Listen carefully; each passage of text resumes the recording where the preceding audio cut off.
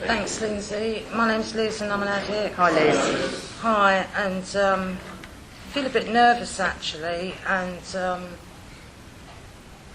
I'm not going to go straight into the step, but you know, when I first come into recovery, I used to feel quite uncomfortable talking about God and my higher power and praying, and I don't feel so uncomfortable about that today, although there is a slight little bit of nervousness, but that's okay. And I've got this book in front of me with step 11 in it, and I feel like it's there to tell me that I've got to cover all those points. But I'm just going to sort of share my experience really, and maybe I might need that to prompt me. But you know, I was brought up with this idea of God, and I was brought up that, you know, God was this old man with a beard, and if you were good, he loved you, and if you weren't good and you didn't behave, then, you know, God would frown upon you. And as a child, I went to church and Sunday school every Sunday, and that wasn't because I wanted to, it was because I had to, basically. And when I was, you know, I do remember sort of as a small child listening to the stories in Sunday school and quite enjoying the stories. But as I got older, I sort of rebelled against having to do something that I actually didn't want to do, which eventually led to me very rarely stepping into a church, saying that I didn't believe in God. And basically, you know, the only time I prayed for most of my life is when I found myself clucking in a police cell and, you know, praying to get out of there, basically. So I started coming to meetings and I heard the word God mentioned, and I felt a bit uncomfortable. But I also started coming to meetings because, you know, I couldn't carry on how I was going, and coming to meetings basically was all that was left to me. And so I'd hear that word God and think, well, I don't actually believe in God, but you know, I stuck around and I listened and I took on board people's suggestions, and I was pretty open-minded, and I very soon realised that really I shouldn't be here. You know, I should be 6 foot under. That's where that's how my using was. And I very soon realised that there was something that was out there that had been looking after me. And you know, and I started working the steps, and to begin with, it was just this, I just had this blind faith that yes, there was a God, I did have a higher power, but I had no idea what it was. And you know, my concept of my higher power has developed and changed along with my recovery, and I do have a belief today that is quite solid, and I do have that faith. And working the steps has helped me build and develop that faith and that belief. And basically, you know, my higher power for me is anything that is positive and loving and caring that is more than me. And it varies at given moments. And you know, and I'm sitting here now, and my higher power is here in this room, and my higher power is showing itself to me through everybody else that is here sitting in this room. And I feel quite emotional saying that, because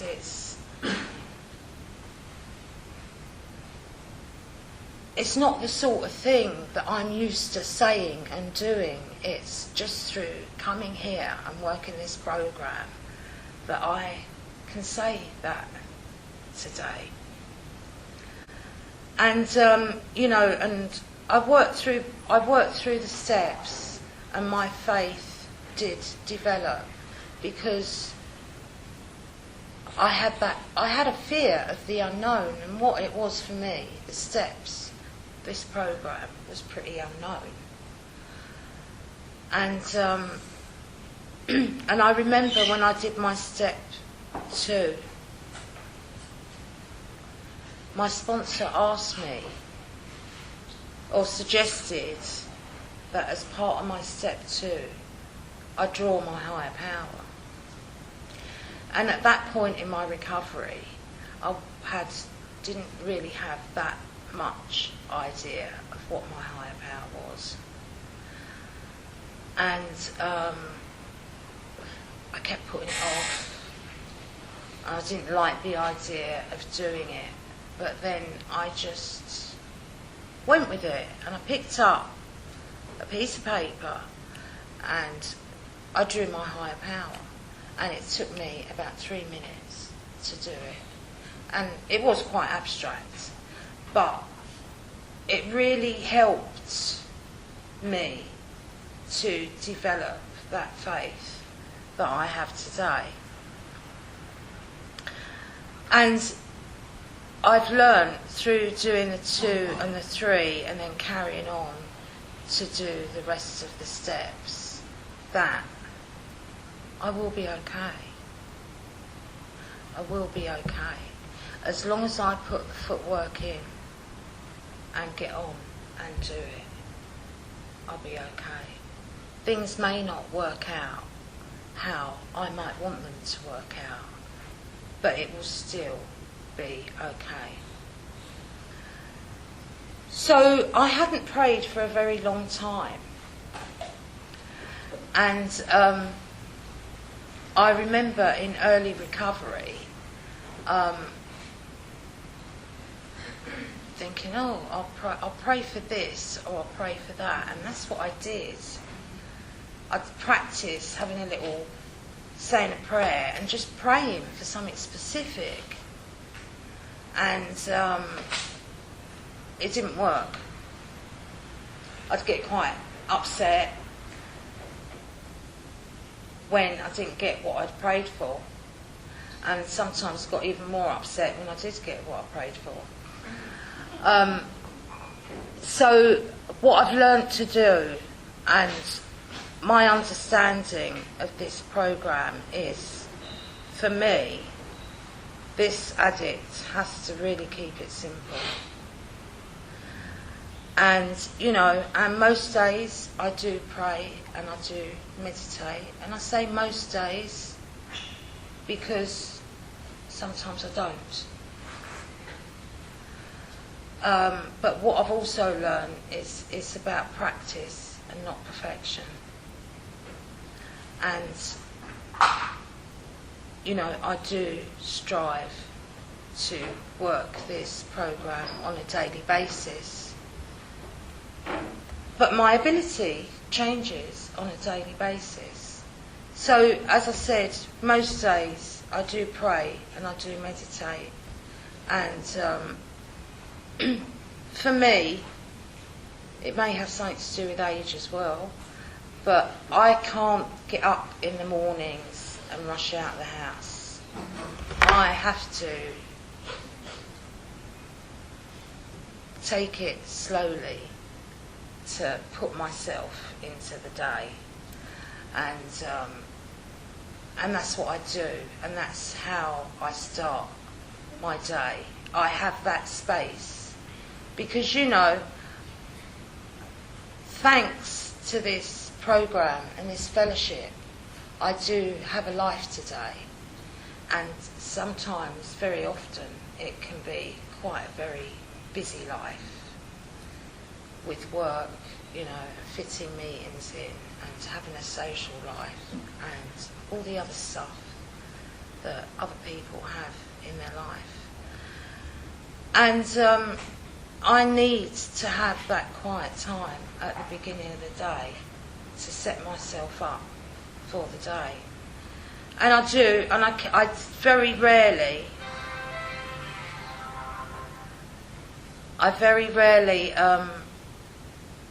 pray for anything specific today.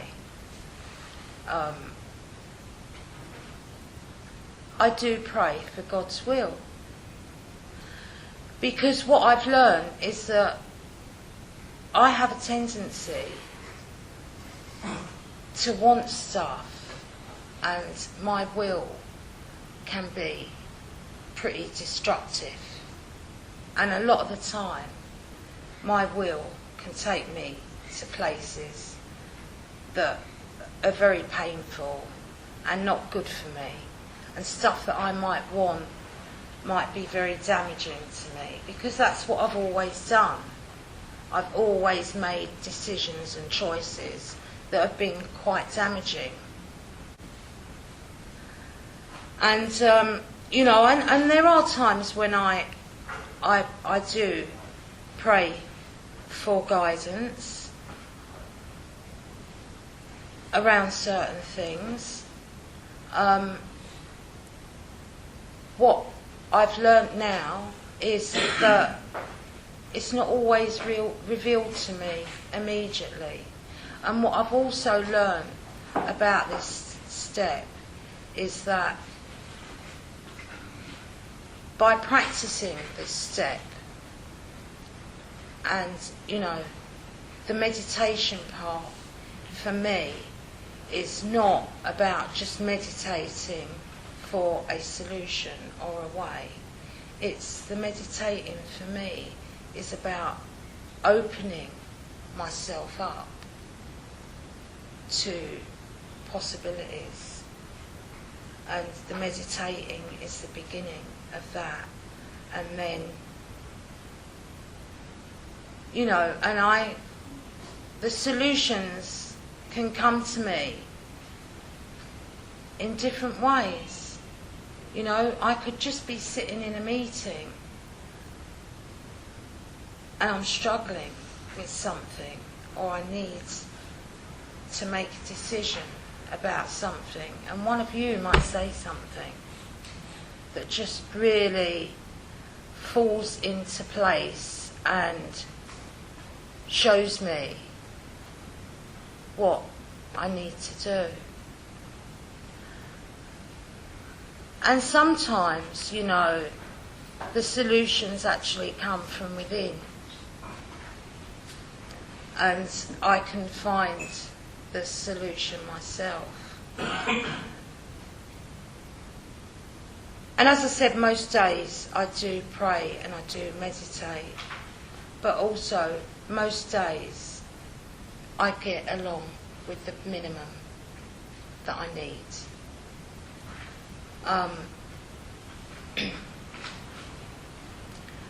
And that is where, you know, I cherish now the times that I can have to myself, and I'm okay about being with myself, and I do find it most of the time quite easy to be able to still my mind. it was very difficult in early recovery because I had loads of stuff going on in my head and, 1,000 voices telling me different things. But as a kid, one of the things I did and learnt to do really early on is to have, because I was brought up in an environment where there wasn't a lot of privacy, I had siblings and there wasn't a lot of privacy and I never had much space to get away and have to myself. And what I learnt to do, or what I developed as a kid, was to just, I used to be called a daydreamer because I was always looking out the window, but I wasn't actually dreaming. What I had developed to enable myself to have my own little space was to block everything out and just blank my mind out. And I did that a lot as a kid. I also did the other thing, the complete opposite, because that's what I do. I find it difficult to get a balance, and I also did the other end of the spectrum, and that was going to this fantasy thing. So, and then what I did for a lot of my life is block everything out by just numbing everything. And, I didn't have to think about anything because I was out of it all the time. So when I came into recovery, it was, what I've learned is that recovery is a process, and we all have our own process, and it's not a race. And so I was able to develop that technique again of stilling my mind and blocking everything out. And it's like every now and again I feel like I need to recharge my batteries, and what I do, what I'm able to do today because of where I am in my life is I'm able to take myself away from my environment for a couple of weeks, and very often I do it on my own. And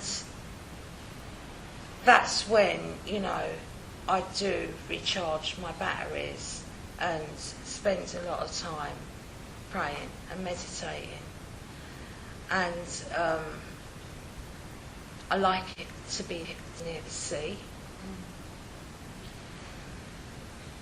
And I like to be somewhere that's quiet and pretty secluded.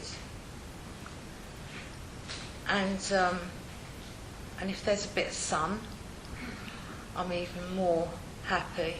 And that's what I do every so often, and that's how I recharge my batteries. And and I'm not saying it's all been honky-dory and it's all happened like that, because sometimes I can regress, and I have to go back to basics. And I can think of a specific time this year, earlier on this year, where I was doing another step 4, and it was around a specific area of my life, and I was struggling with it, and I found every excuse in the book not to get on with it. And I feel very privileged to have a sponsor who can